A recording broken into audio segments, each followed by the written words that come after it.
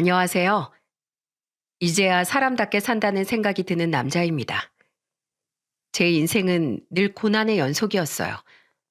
겉으로 보기엔 멀쩡해 보이는데 자세히 보면 늘 고난을 겪고 있었습니다. 원래 남의 집 사정은 잘 모른다고들 하잖아요. 그래서 오늘은 그동안 겪었던 답답한 마음을 시원하게 털어놓겠습니다. 저는 어린 시절에 가장 존경하는 사람이 아버지였어요. 저희 가족은 5식구였는데 아버지가 버스 운전을 하면서 가족의 생계를 책임지셨습니다. 그리고 항상 저와 여동생들에게 예의 범절을 강조하면서 항상 엄하게 훈계하셨어요. 그래도 아버진 다정하셨고 5식구가 같이 있으면 늘 웃음이 끊이질 않았습니다. 하지만 13살쯤 됐을 때 집안의 불행이 시작됐어요. 바로 아버지가 가장 믿고 의지했던 아버지 친구한테 보증을 서준 게 원인이 된 겁니다. 처음엔 아버지도 보증 서는 걸 거절했다고 했었어요. 어머니도 절대 안 된다면서 아버지께 강하게 말씀하기도 하셨습니다. 당신 절대 안 돼. 보증 서주면 나랑 끝인 줄 알아. 그때만 해도 어머니가 아버지한테 무슨 말을 하는지 잘 몰랐습니다. 그런데 아버진 이런 어머니의 만류에도 잘못된 선택을 하고 만 겁니다. 절친한 친구의 간곡한 부탁을 거절하지 못하고 어머니 몰래 보증을 서준 거죠. 정말 아버진 친구 사정이 걱정되는 마음에 보증까지 서줬는데 아빠의 절친했던 친구는 어떻게 됐는지 아시나요? 결국 잠수를 타더니 해외로 도피하면서 아빠가 모두 떠안게 된 겁니다. 저희 가족은 그때부터 점점 고통을 받기 시작했어요. 그날 이후부터 화목했던 우리 가족은 부부싸움 때문에 하루 조용할 날이 없었습니다. 처음엔 매달 이자를 갚아 나가보려고 노력도 했지만 5식구가 살기엔 빠듯했어요. 그래서 어머니는 아버지를 원망하면서 말씀하셨어요. 인간아, 내가 보증 서지 말라고 그랬지? 가족도 못 믿는 세상에 친구를 뭘 믿고 보증을 서줘서 이 사단을 만들어. 온 가족 피말리게 하니까 좋아? 좋냐고. 내가 진짜 미안해. 나도 어쩔 수 없었어. 그땐 그놈이 처자식 두고 그냥 죽어버리려고 하기까지 했어. 친구가 죽을 수도 있다는데 어떻게 그냥 넘어가. 그놈이 나랑 어릴 때부터 친구였는데 내가 어떻게 모른 척해. 그래서 그랬어. 당신한테 상의 안 하고 보증 선 거 진짜 미안해. 내가 죄인이야. 근데 그땐 나도 그냥 못 본 척 넘어갈 수가 없었어. 아이고, 속 터져. 남의 새끼들만 보이고 네 새끼들 안 보이냐? 네 새끼들 좀 봐. 계절 바뀌는데 옷도 제대로 못 사 입히는 거 안 보여? 당신 그 잘난 의리 때문에 우리 식구가 다 굶어 죽게 생겼어. 이제 어쩔 거야? 그때 아버진 어머니의 말에 아무런 말도 못하고 고개를 숙인 채 눈물을 흘리셨어요. 그 후 아버진 속상한 마음에 술에 손을 대기 시작했습니다. 그런데 어머니는 그런 아버지를 보고 더 속이 터진다는 듯 분통을 터뜨리면서 소리치셨어요. 당신 지금 술이 넘어가? 땅 파면 돈이 나오냐고. 지금 술 마실 돈이 어딨어. 빨리 빚부터 갚아야 될 거 아니야. 난 술 안 마시고 싶은 줄 알아? 나야말로 병재 들이붓고 싶은 사람이라고. 왜 이렇게 당신은 정신을 못 차려. 술 마실 돈 있으면 애들 먹을 것부터 챙기라고. 자식이 셋이나 있으면 정신을 똑바로 차려야지. 어차피 망했어. 이제 난 다 망했다고. 아버진 어머니의 잔소리에 더 힘들어했어요. 하지만 어머니는 아버지가 버스 운전을 하시기 때문에 술 마시는 걸 항상 걱정하셨던 겁니다. 아무리 술 깨고 출근한다고 해도 혹시나 저러다 사고라도 낼까봐 술 마시는 걸 굉장히 싫어하셨던 거예요. 이런 어머니의 깊은 뜻이 있었던 겁니다. 게다가 아버지가 술 마시고 혹시나 가족들 몰래 잘못된 생각을 할까봐 항상 조마조마했어요. 그런데 아버진 그런 어머니 마음을 몰라주고 어머니와 목소리를 높이면서 싸운 겁니다. 하지만 어머니는 겉으로는 대장부 같아도 속으로는 엄청 여린 사람이었어요. 한 번은 밤에 화장실에 가려고 일어났다가 주방에서 혼자 울고 있는 어머니를 본 겁니다. 저는 어머니한테 다가가서 말했습니다. 어머니, 울어요? 정씨가 왜 일어났어? 전 화장실 가려고 했는데 어머니 왜 울어요? 아니야, 엄마 안 울어. 우리 정식이가 있어서 어머니 안 울어. 걱정 마. 그때 어머니는 저를 안아주면서 다독여 주셨습니다. 그렇게 시간이 흘러 결국 아버지는 간암으로 제가 고등학교 1학년이 되던 해 세상을 떠나고 말았어요. 어떻게든 살아보려던 어머니와 달리 아버지는 늘 술에만 의존하셨어요. 정말로 그냥 나약하게 술만 마시다가 병을 키우게 된 겁니다. 아마 그 당시 아버지도 친구에 대한 배신감과 가족에 대한 책임감까지 짊어지면서 어깨가 무거우셨을 거예요. 아버지 장례를 치르는 동안에도 어머니는 참 강하셨어요. 다른 사람들은 어머니를 위로해 주셨지만 어머니는 하염없이 울면서도 쉽게 무너지지 않으셨습니다. 모든 장례 절차가 끝나고 어머니는 슬픈 목소리로 말씀하셨어요. 애들 아빠, 하늘나라에선 배신당하지 말고 그냥 편하게 살아. 애들은 내가 잘 키울 거니까 거기선 아프지도 말고 술도 좀 줄이고 우리 잘 사는 모습 거기서라도 꼭 지켜봐줘. 난 이제 당신 죽었다고 슬퍼할 시간도 없어. 난 애들 어머니니까 오늘까지만 울라요. 그러니까 잘 가시오. 어머니 말씀에 저는 눈물이 흘렀어요. 정말 이 세상에 아버지가 안 계신다는 게 너무 원망스러웠습니다. 그리고 어머니는 정말 원망할 시간조차 없다는 듯이 일만 찾아다녔습니다. 그날 이후 어머니 얼굴 한번 보기 힘들 정도로 어머니는 투잡을 하기도 했어요. 처음엔 식당에서 일을 하기도 했고 어떨 땐 파출부 그리고 부업으로 전단지까지 정말 안 하는 일이 없으셨습니다. 그 덕분에 우리 삼남매는 어머니의 헌신으로 대학교까지 다 나올 수 있었어요. 정말 대학교까지 졸업한 저를 보면서 다른 사람들은 잘 배우고 잘 컸다고 말하기도 해요. 하지만 저는 오로지 어머니의 희생으로 컸다고 생각합니다. 대학생이 됐을 때 제가 제일 존경하는 사람은 아버지가 아니라 어머니라고 할 정도였어요.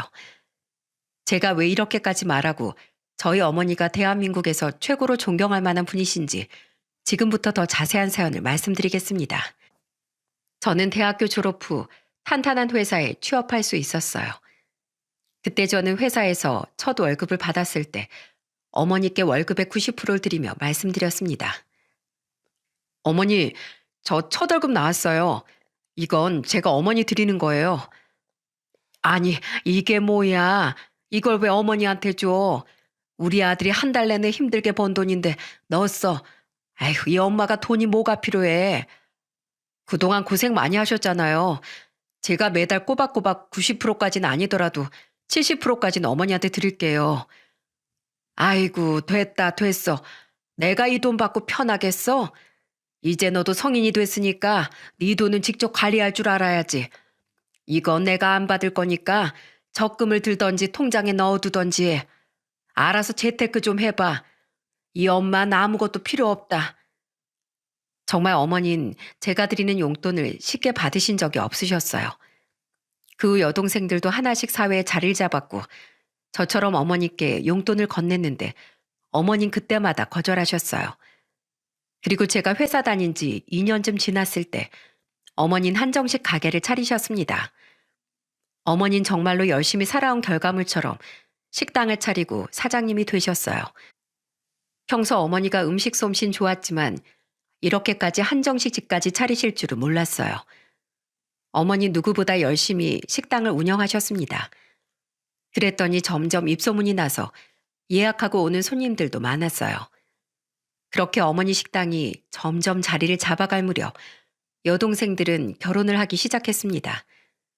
둘째 동생은 나이 28에 시집을 갔고 막내 동생도 3년 뒤에 결혼해서 예쁜 가정을 꾸렸어요.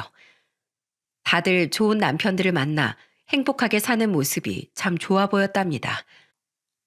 그때 제 나이가 35이 넘어갔어요. 그래서 어머니는 저를 보면서 걱정스러운 목소리로 말씀하셨습니다. 정씨가 네 동생들은 다 가정 꾸려서 애들 낳고 잘 사는데 넌 만나는 사람도 없어? 허구한 날 집에만 있는데 여자가 생기겠어? 어머니, 전 집이 좋아요. 뭘 집이 좋아? 너 내일부터 퇴근하면 9시 전에 집에 들어오지 마. 알았어? 그런다고 여자가 생겨요? 왜 그렇게 절 쫓아내려고 그래요? 남자는 가정을 꾸려야 사람이 되는 거야. 그리고 엄마한테 효도하는 건 네가 장가가는 거야. 솔직히 저는 결혼에 큰 관심이 없었어요. 그래서 짝을 굳이 찾으려고 하지도 않았고 연애를 한 3번 정도 해봤지만 다들 인연이 아니었기 때문에 다 헤어진 상태였습니다. 하지만 어머니는 제가 가정을 꾸리고 행복하게 살기를 바라셨던 거예요. 그때만 해도 저는 어머니 말씀을 한 귀로 듣고 흘려들었어요. 그렇게 또 2년 정도 흘렀을 땐 한 친구한테 전화가 왔었습니다. 정식아, 너 있잖아. 이번 주말에 뭐해? 배드민턴이나 치러 가거나 등산하러 갈 것 같은데 넌 아직도 그렇게 취미생활만 갖고 있냐? 여자를 좀 만나야지. 나 친한 후배 있거든. 성격도 좋고 또 인상도 좋으니까 한번 만나볼래? 너 그러다 눈 깜빡하면 40대야. 저는 그렇게 주말에 친구의 소개로 소개팅을 나가게 된 거예요. 정말로 듣던 대로 말 한마디도 다소곳하고 예의 바르게 하는 사람이었어요. 게다가 정말로 차분한 그런 인상까지 마음에 쏙 들었습니다. 그렇게 그날의 인연이 돼서 우리는 한 1년 정도 사귀다가 결혼 준비를 하게 됐어요. 가장 기뻐한 사람은 바로 저희 어머니였습니다. 그때 어머니는 여동생들 결혼할 때보다 더 긴장을 많이 하셨어요. 상견례를 앞두고 저한테 몇 번이고 이런 질문을 하셨습니다. 아들, 엄마 오늘 미용실 갔다 왔는데 어때? 좀 괜찮니? 예뻐요. 아유, 그러다가 거울 뚫어지겠어요. 화장이 뜨진 않았어? 이런 날에 화장 뜨면 안 되는데. 엄마 오늘 엄청 예쁘다니까요. 누가 보면 어머니가 시집 가는 줄 알겠어요. 그런가? 아이, 우리 아들이니까 그런 거야. 이번엔 꼭 결혼해야지. 너 평생 노총각으로 죽을래? 알겠어요. 잘할 테니까 어서 가요. 그렇게 어머니를 모시고 약속 시간 10분 전에 먼저 예약했던 장소로 갔습니다. 그리고 5분 뒤에 장모와 장인이 들어오셨습니다. 그리고 서로 인사를 나눴어요. 어머니는 장모를 보고 인사하셨습니다. 안녕하세요. 처음 뵙겠습니다. 정식이 애미 되는 사람입니다. 네, 안녕하세요. 저는 선미 엄마입니다. 그런데 두 분이서 인사를 나누자마자 고개를 갸우뚱하기 시작했어요. 그때 저는 어머니를 보고 조심스럽게 물었어요. 어머니 왜 그래요? 아니야. 아니겠지? 그런데 그 순간 장모도 뜬금없는 질문을 어머니를 보면서 했습니다. 혹시 안 싸둔 저 한 번 본 적 있지 않으신가요? 그러다가 두 분이서 골똘히 생각하더니 갑자기 두 분은 손뼉을 딱 치면서 말했어요. 그리고 장모가 어머니를 보며 말씀하셨습니다. 혹시 서울 땡땡여고 나왔어요? 네, 맞아요. 아유, 맞구나, 맞아. 나 현숙이야, 이현숙. 현숙이? 야, 이게 얼마만이야? 세상에, 이게 얼마만이야? 거의 50년이 다 됐지? 그동안 잘 살았어? 근데 네가 내 사돈이라니 믿겨지지가 않네. 그러게, 세상 진짜 좁다, 좁아. 저는 그 상황에 어리둥절한 표정으로 어머니를 보며 물었습니다. 두 분이 고등학교 동창이셨어요? 그래. 현숙이라고 한땐 친하게 지냈어.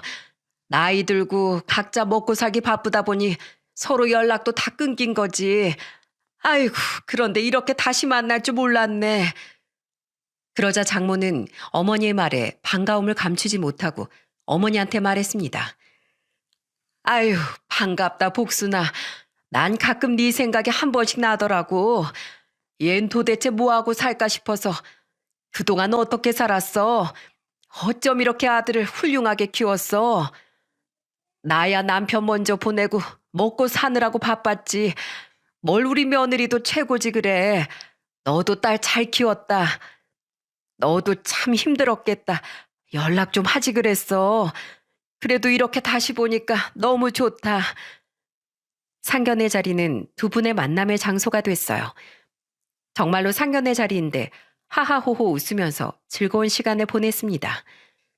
하늘이 맺어준 인연이라는 게 있는 건지 저희는 화기애애한 분위기 속에서 상견례를 끝냈어요. 그리고 양가의 축복 속에서 행복한 결혼식을 올렸습니다. 그 당시 장모는 딱히 하는 일이 없었어요. 장인도 정기적으로 하는 일이 없어서 처가 같은 경우엔 집안 형편이 좋지 않았습니다. 그래서 어머니는 가지고 계신 아파트 중에 하나를 저와 아내가 살 수 있게 내어주셨어요. 평소에 부동산 투자에 관심 많던 어머니가 전세로 살던 사람들이 전세 계약이 거의 끝날 때쯤에 저희 부부한테 집을 내어주셨던 겁니다. 하지만 명의를 바꿔주신 건 아니었어요. 그때 어머니가 저와 아내를 앉혀놓고 이런 말씀을 하셨습니다. 내 아파트 들어가서 살면 되니까 거기서 살림 차려. 대신에 당장은 내가 명의는 못 바꿔줘. 그래도 다 너희를 위한 거야. 내 마음 알지? 그때 제 아내가 어머니를 보면서 놀란 목소리로 말했습니다. 그것도 감사해요, 어머님. 요즘 집 구하기가 얼마나 힘든데요. 이렇게 신혼집까지 준비해 주셔서 너무 감사합니다. 그래, 이해해줘서 고맙다. 네가 자식 낳고 둘이 정말 좋은 모습으로 잘 살 때 그때 명의를 바꿔주마. 내가 며느리 널 못 믿는 게 아니라 요즘에 세상이 워낙 흉흉하잖아. 나도 이렇게 부동산 자산 마련하기까지 피땀 흘려서 일군 거야. 그러니까 내가 함부로 줄 수 없지 않겠니? 그래도 살면서 너희가 좋은 모습만 보여주면 꼭 너희들한테 명의 넘겨줄게. 네, 어머님, 감사드려요. 저는 어머니의 깊은 뜻을 이해할 수 있었어요. 아내도 그런 어머니의 말씀을 이해하고 따랐습니다. 아파트 명의와 상관없이 저희는 정말 행복한 결혼 생활을 시작했어요.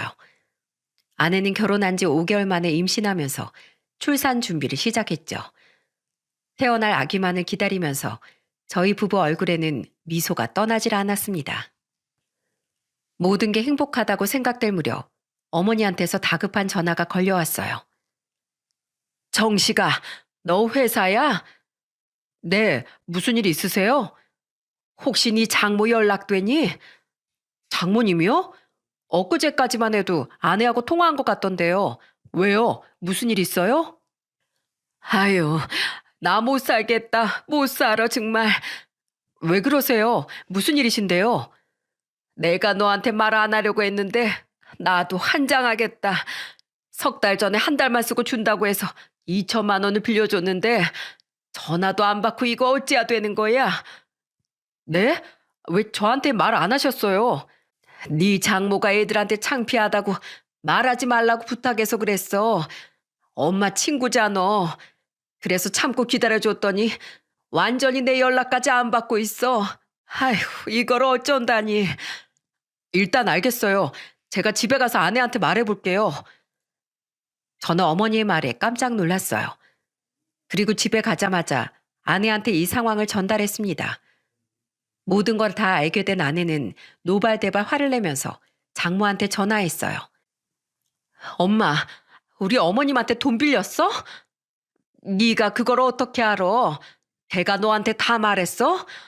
그렇게 말하지 말라고 했더니 입이 왜 이렇게 가볍다니? 엄마, 돈 빌려갔으면 제때 갚아야지. 늦어질 것 같았으면 늦는다고 사과하고 어머님한테 연락을 드렸어야지. 대체 왜 연락을 피하는 거야? 돈을 못 주니까 그랬지. 나라고 뭐 잠수 타고 싶었겠어? 못 갚을 돈을 왜 빌려? 대체 왜? 그 돈 어디다 쓴 거야? 네 아버지 지금 10년째 놀고 있는데 아이, 그럼 우린 뭐 먹고 살아? 나도 목구멍이 포도청이라 돈 빌린 거라고. 그럼 돈을 갚지도 못하면서 이렇게 돈을 빌렸단 말이야? 은행에서 대출이라도 해서 주려고 했는데 대출이 안 된다는 걸 어떻게 그럼? 나 진짜 어머님 얼굴 어떻게 보라고 그러는 거야? 왜? 당장 어머니께 전화 드려. 당장. 못 갚아도 전화해서 해명하라고. 그때 아내는 장모한테 소리치고 전화를 끊어버렸어요. 그리고 가슴을 치면서 울면서 말했습니다. 진짜 미치겠어. 나 어릴 때부터 돈 갖고 그렇게 사골 치더니 어머님한테까지 이러면 난 어떡하냐고. 걱정 마. 장모님이 전화 드리겠지. 저는 우는 아내를 달래줬어요. 그때 아내 말을 들어보니까 장모는 이런 일이 자주 있었던 것 같았습니다. 하지만 저는 장모가 이해가 안 갔어요. 돈을 못 갚으면 동창끼리 시간 좀 달라고 말하는 게 어려운 일도 아닐 텐데 왜 전화를 피하나 싶었습니다. 임신 중인 아내가 안정을 취할 수 있게 제가 중간에서 노력해야겠다 싶었죠. 그러다 어머니께 또 전화가 걸려왔어요. 아들, 이거 어쩌냐. 2천만 원 못 갚겠다고 몸으로 때우겠대. 몸으로 때운다니 그게 무슨 말이에요? 내일 식당에서 그냥 일 좀 시켜달래. 어머니도 그때 사람 구한다고 하셨잖아요. 그렇긴 한데, 아이 어떻게 사돈끼리 일을 시켜. 내가 함부로 말도 못하고 지시도 편하게 못할 텐데 눈치가 보여서 어떻게 일하겠어. 근데 또 일을 안 시키면 돈을 못 받을 것 같은데 어떡하냐. 그러면 어머니가 잘 판단하세요. 두 분 일이시잖아요. 알았어. 며느린 괜찮다고 하는데 난 괜히 너희가 불편할까 봐 그렇지. 저도 괜찮아요. 어머니가 편한 대로 하세요. 이때 어머니가 마지막까지 저한테 물어본 이유는 아내한테 미안해서 그런 거였어요. 아무래도 같은 어머니들끼리 일을 시킨다는 게 기분이 안 좋을 수도 있으니까요. 그래서 결국 어머니는 식당에서 장모를 고용해서 일하게 된 겁니다. 조건은 한 달에 300만 원 받고 매달 200만 원을 갚는 조건이었어요. 나중에 들어보니까 어머니는 끝까지 고민이 많으셨는데 장모가 제발 일 좀 시켜달라고 맨날 찾아왔다고 하는 겁니다. 그래서 어머니는 결국 장모와 같이 일하게 된 거예요. 하지만 두 분이 같이 한 곳에서 일하는 게 잘 맞았겠습니까? 정말 그때부터 저와 아내의 전화는 쉴 틈 없이 울리기 시작했어요. 한 번은 아내와 밥을 먹고 거실에서 TV를 보고 있었어요. 그때 아내한테 장모가 전화를 한 겁니다. 선미야, 나 진짜 네 시어머니 너무 안 맞아. 엄마 왜 또? 뭔데 그래? 내가 오늘 음식 나르다가 미끄러져서 음식을 다 쏟은 거야. 근데 그걸 가지고 나한테 조심성이 없냐면서 직원들 앞에서 나한테 화를 내는 거야.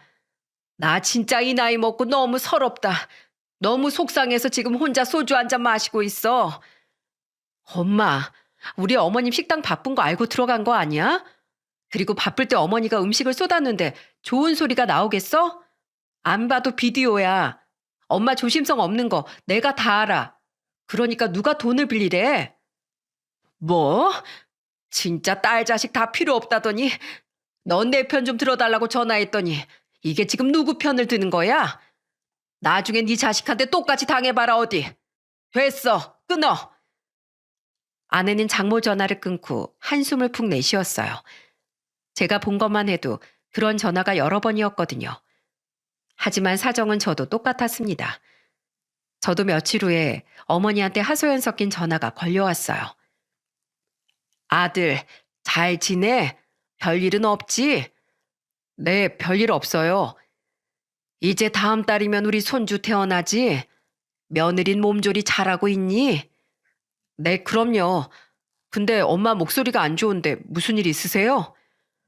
아들, 네 장모랑 진짜 도저히 같이 일 못해 먹겠다. 나 정말 머리가 깨질 것 같아. 또 무슨 일인데 그래요? 아니, 출근을 10시까지 해야 되는 사람이 오후 2시에 출근하는 게 말이 된다니? 그 10시도 다른 직원보다 내가 생각해서 늦춰준 건데 이젠 자기 마음대로 2시에 온다니까? 물어보면 맨날 여기저기가 아프대. 새벽마다 불면증 때문에 잠을 못 잤다고 핑계만 대고 있어. 그러니까 내가 속이 안 터지겠어? 아휴, 어떡해요? 진짜 이걸 어쩐다니. 어떡하면 좋아. 어머니, 그래도 친구분이잖아요. 둘이 대화를 잘 해보세요. 그놈의 친구가 문제야? 친구만 아니었으면 진작에 잘라버렸을 텐데. 에휴, 이놈의 정 때문에 내가 이러지도 못하고 저러지도 못하고 미치겠다 정말. 저도 뚜렷한 방법이 없으니까 별다른 말을 할 수 없었어요. 그래서 그저 어머니 말을 들어줄 수밖에 없었습니다. 그러다 장모가 어머니 가게에서 일한 지 한 3개월 정도 됐을 때 또 한 번 일이 벌어진 거예요.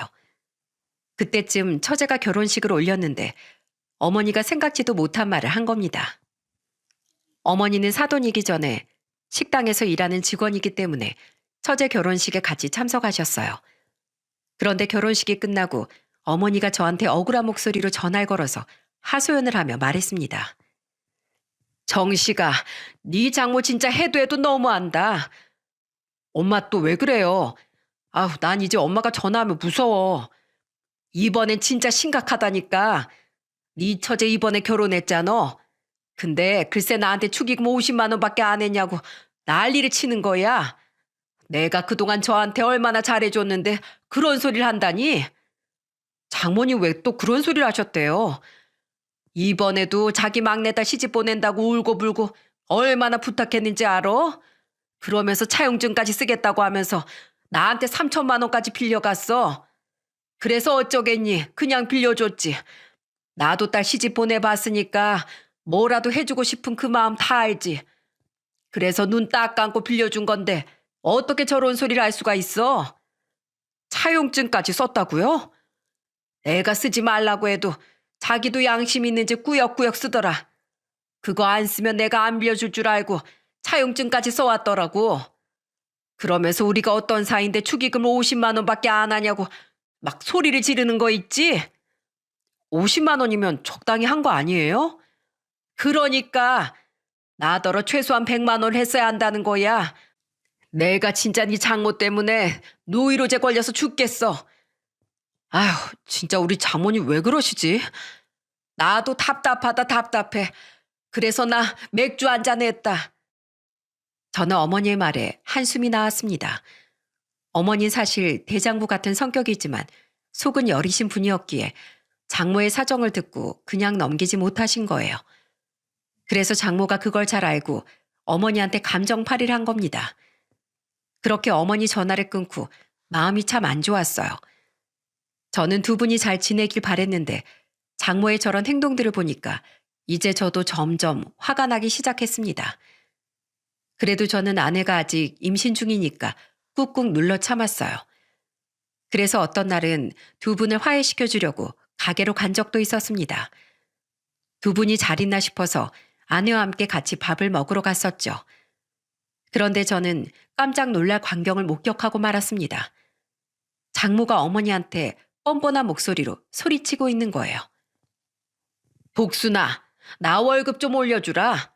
이 정도면 올려줄 때 된 거 아니야? 야, 현수가 300만 원도 너 일하는 시간에 비해서 많이 주는 거야. 당연한 거 아니야? 나 너랑 50년 친구고 사돈이야. 그럼 당연히 다른 사람보단 좀 더 챙겨줘야지. 근데 사돈 대접을 이따위로 해? 잔말 말고 나 100만 원만 더 올려줘.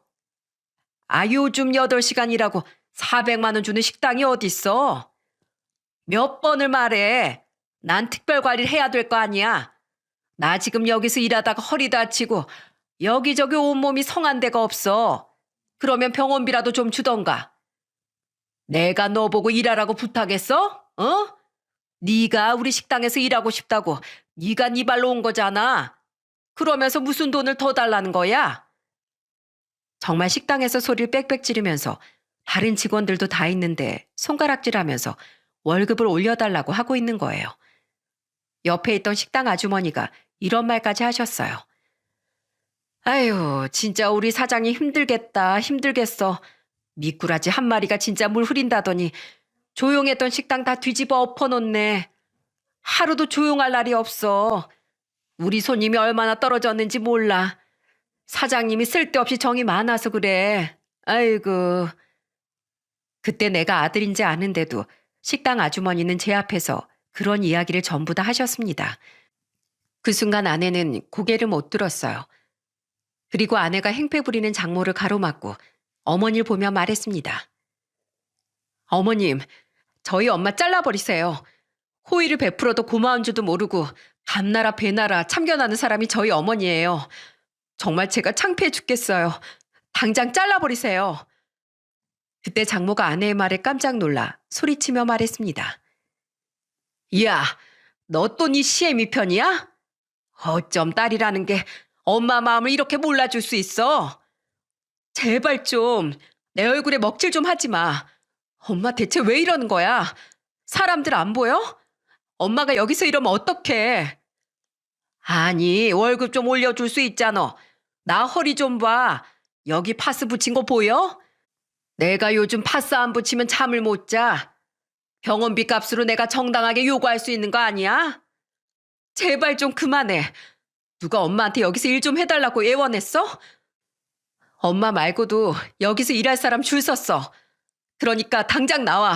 엄마 당장 나오라고. 아낸 그렇게 장모한테 소리치고 어머니한테 정중하게 말했어요. 어머님 죄송합니다. 저희 어머니 데리고 먼저 가보겠습니다. 실례 많았습니다. 그렇게 말하더니 아내는 한치의 망설임도 없이 장모를 끌고 가게를 나가버렸어요. 장모는 끝까지 억지를 부리면서 고집을 부렸습니다. 내가 왜 나가? 나 일해야 된다니까. 일은 무슨 일이야. 엄마 오늘 여기서 해고됐어. 그러니까 빨리 나와. 아내는 정말 장모를 데리고 나가버렸고 어머닌 거기서 한숨만 푹푹 쉬었어요. 그날 소동은 그렇게 끝이 났습니다. 그때가 장모가 어머니랑 일한 지 꼭 7개월째 되는 때였습니다. 그런데 다음날 장모는 뻔뻔하게 다시 식당에 또 출근했다는 거예요. 정말 대단하지 않나요? 같이 일하던 직원들도 염치가 없는 건지 정말 대단하다고 박수까지 쳤다고 했습니다. 결국 엄마는 받을 돈이 있으니까 꾸역꾸역 참아가면서 장모하고 같이 1년 2개월 정도 일을 더 했어요. 그렇게 어머니한테 빌렸던 돈을 4,200만 원 정도 갚았을 때였습니다. 그때 아내는 멋진 아들을 출산했어요. 저는 아내와 아들을 보면서 행복한 시간을 보내고 있었습니다. 그런데 그때 엄마한테 다급한 전화가 걸려왔어요. 정식아, 네 장모가 연락이 안 되는데 어떡하니? 오늘 토요일이라 예약도 많은데 정신 나간 거 아니냐? 아이고, 내가 진짜 이놈의 여편네 때문에 미쳐버리겠네. 갑자기 안 오신다고요? 어제 무슨 말 없으셨어요? 어제 갑자기 가불이 필요하다고 해서 300만 원 가불 받아갔어. 아휴, 내가 믿고 해줬더니 이제 일 안 나오려고 그랬던 건가 봐. 지금 완전히 일도 다 꼬이고 어쩌면 좋아. 일단 제가 전화 걸어볼게요. 저는 엄마 전화를 끊고 장모한테 전화를 걸었습니다.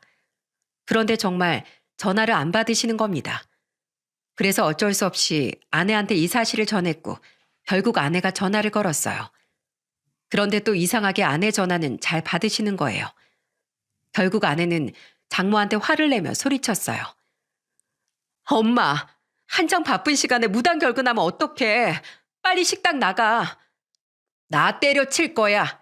네 시어머니한테 잔소리 듣는 것도 싫고 꼴에 지가 사장이라고 나한테 일 지시하는 것도 싫다고.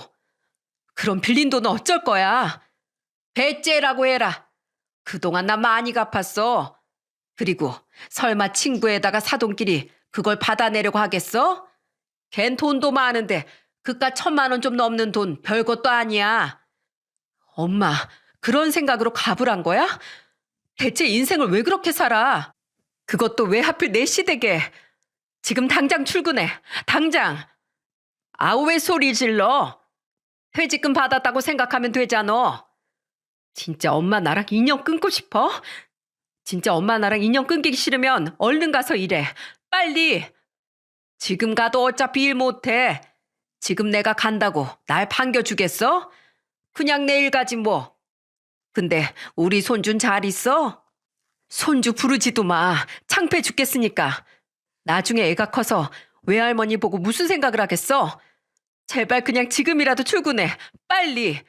나 어머님 얼굴도 못 본단 말이야. 결국 아내의 말에 장모는 식당으로 출근했습니다. 진짜 이런 장모의 태도에 황당했던 적이 한두 번이 아니었어요. 아내는 저희 어머니께 전화해서 미안한 목소리로 말했습니다. 어머님, 정말 죄송합니다. 저희 엄마 때문에 안 해도 될 고생까지 하시고 정말 죄송해요. 괜찮어. 네가 무슨 잘못이 있어. 난 너 원망 안 해. 그러니까 내 걱정 말고 어서 우리 손주나 잘 돌봐. 어른들 일은 어른들끼리 해결할게. 엄마는 오히려 신경 쓰지 말라고 해서 아내가 닭똥 같은 눈물을 흘렸어요. 그렇게 일주일 정도 지났을 쯤이었습니다.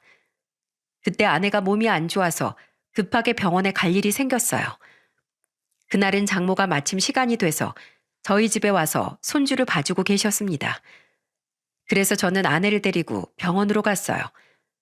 근데 제가 그때 아내를 챙기느라 전화기를 차에 두고 내린 줄도 몰랐었죠. 아내와 진료를 마치고 나왔는데 어머니께 전화가 걸려와 있었어요. 너 왜 이렇게 전화를 안 받아? 너 지금 어디야? 아, 오늘 아내가 몸이 안 좋다고 해서 병원 다녀왔어요. 근데 무슨 전화를 이렇게 많이 하셨어요? 당장 집으로 빨리 와. 지금 저희 집이세요? 그래, 그러니까 당장 와. 전 엄마가 그렇게 화난 모습을 정말 처음 봤네요. 무슨 일인가 싶어서 아내와 같이 바로 집으로 갔습니다. 그런데 집 비밀번호를 누르고 딱 집에 들어갔더니 저는 눈앞에 펼쳐진 광경을 보고 경악을 금치 못했어요. 그때 어머니는 소파에 앉아서 팔짱을 낀 채 앉아 계셨고 장모는 밑에서 어머니 눈치를 보면서 쪼그려 앉아 있는 겁니다. 누가 봐도 벌을 받고 있는 그런 느낌이었어요. 저는 너무 놀라서 엄마를 보며 물었습니다. 두 분 왜 이러고 계세요? 당장 이 여편네 내쫓아. 어서. 네? 쫓아내요? 아주 여기 있을 자격도 없어. 그러자 장모가 어머니를 보며 애원하듯 말씀하셨습니다. 복순아, 내가 미안해. 그냥 난 장난친 거라니까. 장난? 웃기고 있네. 당장 나가. 도무지 알 수 없는 대화를 하는 두 분을 보고 저는 엄마한테 물었습니다. 대체 무슨 일이길래 그래요? 내가 진짜 살다 별꼴을 다 본다. 그때 엄마는 장모와 있었던 일을 털어놓기 시작했어요. 바로 1시간 전에 있던 일이었습니다. 어머니께서는 며느리 챙겨준다고 집에서 사골국을 만들어서 찾아오셨던 거예요. 그런데 저한테 미리 전화했지만 제가 전화를 안 받았던 겁니다. 그래서 집 앞에 도착한 어머니는 초인종을 누르셨다고 했어요. 그런데 그때 장모가 인터폰을 받은 것도 모르고 어머님 평소처럼 말했다고 했습니다. 나 왔다. 어서 문 좀 열어라. 사골국 좀 끓여왔어. 뭐야, 복순이냐? 아니, 넌 여기 어떻게 있어? 어떻게 있긴 나도 외할머니야.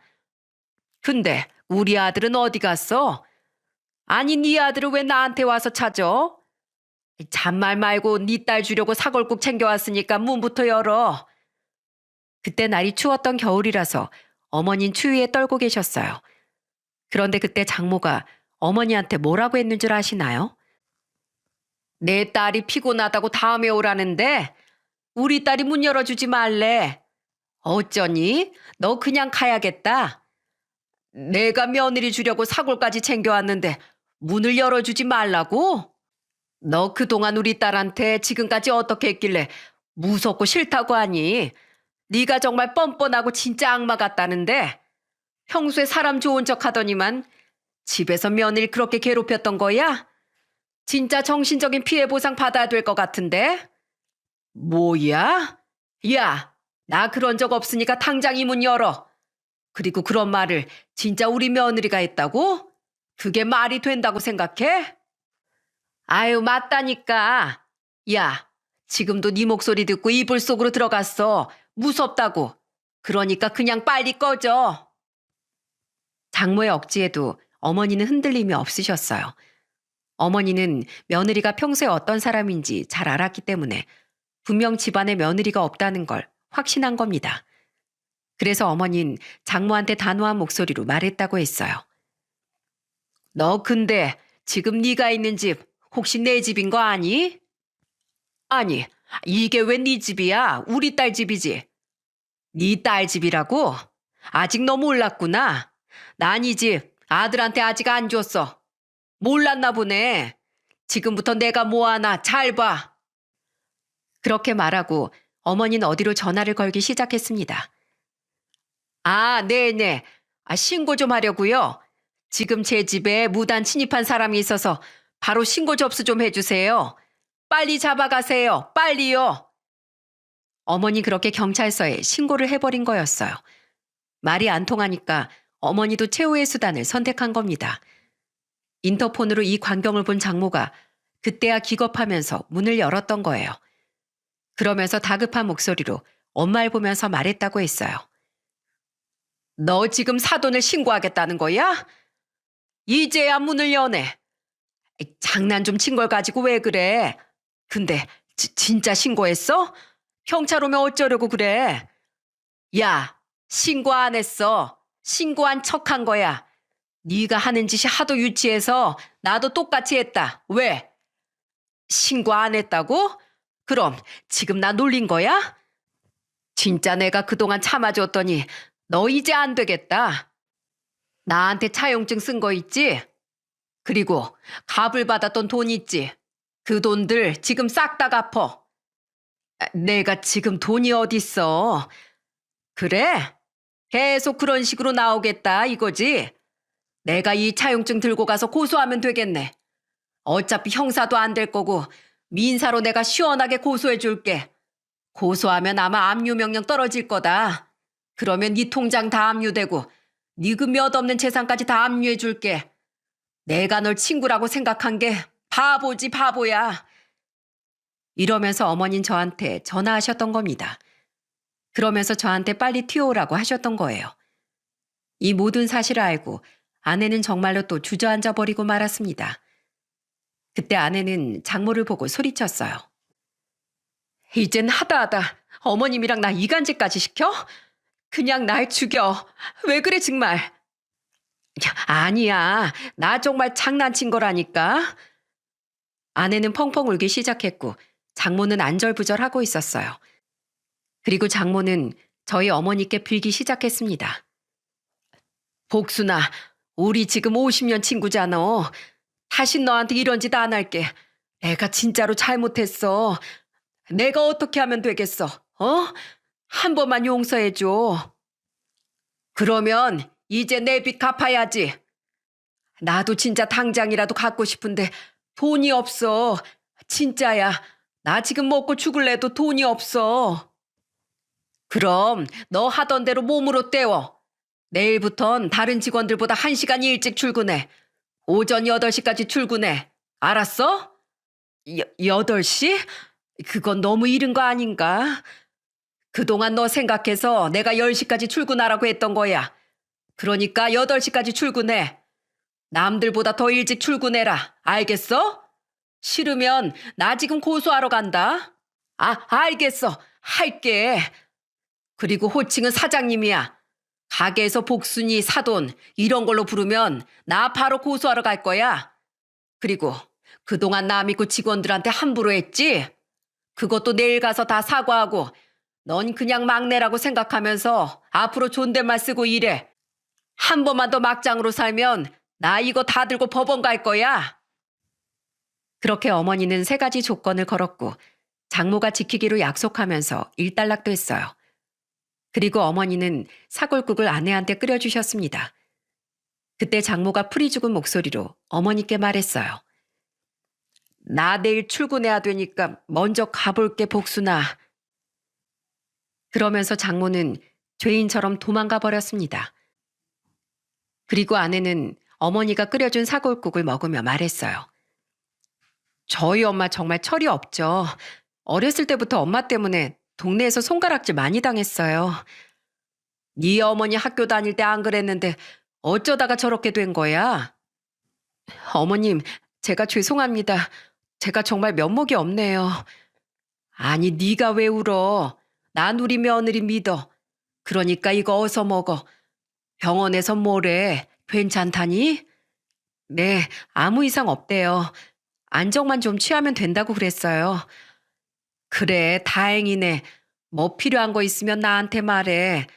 네 엄만 당분간 내가 교육 좀 시켜야 되겠다. 그러니까 넌 서운해하지 말어. 아니에요. 제 걱정은 하지 마세요. 그 후 장모와 어머니 관계는 완전히 역전돼 버렸어요. 정말 어머니 한마디면 장모가 꼼짝을 못한다고 했어요. 예전 모습은 상상도 못할 만큼 일도 열심히 한다고 했습니다. 아내는 그래도 불안했는지 장모한테 전화해서 단호하게 말했어요. 한 번만 더 지난번 같은 일 있으면 나 엄마랑 연 끊을 거야. 알겠어? 연락도 다 차단하고 다시는 안 볼 거라고. 이제 손주 생각해서 제발 정신 차리고 살아. 제발 좀. 그래, 알겠어. 내가 제대로 해볼게. 그때 장모는 딸을 생각해서라도 잘 지내려고 더 노력하셨던 거예요. 그 덕분에 요즘 어머니는 편하게 지내고 계세요. 제가 엄마한테 넌지시 요즘은 어떤지 물어본 적이 있답니다. 요즘 딱 좋아. 웬만한 일도 잘하고 이젠 사고도 안 쳐서 내가 얼마나 편한지 몰라. 쭉 지금만 같으면 좋겠다. 그래, 장모님도 행동만 그렇지 심성은 그렇게 나쁜 사람은 아니세요. 전 어머니가 장모님이랑 잘 지내셨으면 좋겠어요. 알았다, 알았어. 내가 꾸준히 지켜보마. 또 언제 돌변해서 사고 칠지 모르니까 내가 눈에 쌍심지를 켜고 지켜볼게. 두 분이 잘 지내면 아내도 정말 좋아할 거예요. 정말 두 분은 오랜 친구이자 사돈, 그리고 같이 일도 하면서 잘 지내셨습니다. 그 후에 저희 아들 돌잔치를 했었어요. 그날 두 분이서 같이 오셔서 축하해 주는데 얼마나 보기 좋았는지 모릅니다. 그날 아내가 장모한테 물었습니다. 엄마, 요즘은 사고 안 치지? 내가 식당에만 출근하면 무서워 죽겠어. 조그만 실수해도 옛날 학교 다닐 때 학생부 부장 선생님 있지? 꼭 그런 사람처럼 나한테 호통을 친다니까. 내가 무서워서 실수할까봐 긴장하면서 일해. 그러자 엄마가 장모 말을 듣고 어이없는 목소리로 말씀하셨어요. 넌 또 말을 애들한테 왜 그렇게 해? 왜 내가 잘해준 건 말도 안 꺼내? 잘해준 건 잘해준 거고 뭐 내가 한 말도 맞는 말이잖아. 아무튼 우리 딸 걱정하지 마. 나도 이제 정신 차렸어. 앞으로는 좋은 모습만 보여줄 테니까 그동안 내 행동들은 다 용서하거라. 저는 다짐하듯 말하는 장모의 말에 흐뭇했습니다. 저희 어머니는 한때 50년 친구였던 사돈을 도와주려다 역풍을 맞긴 했지만 지금은 모두 다 잘 지내고 있어요. 쉬는 날엔 가까운 데로 둘이 드라이브도 다녀오시고 꽃구경도 다니시는 걸 보니까 보기 좋더라고요. 앞으로도 쭉 이렇게 잘 지냈으면 좋겠습니다. 요즘은 저희 아들이 걸음마를 시작해서 양가 어른들이 박수를 치면서 좋아하세요. 이렇게 가족들이 다 건강하게 살았으면 좋겠습니다. 제가 이렇게 사연을 보낸 이유는 사람 간의 신뢰를 잃으면 전 재산을 잃는 거나 마찬가지라고 생각해요. 정말 돈보다 중요한 게 사람이라고 하지 않나요? 그만큼 잃은 돈은 다시 벌 수 있지만 한번 사람을 잃으면 그 관계는 정말 회복하기 힘들다고 생각합니다. 그래서 인간관계는 가족이든 동료 사이든 친구든 모든 노력이 필요하다고 생각해요. 여러분도 새해에는 가까이 있는 사람을 소중히 대하시길 바랍니다. 감사합니다.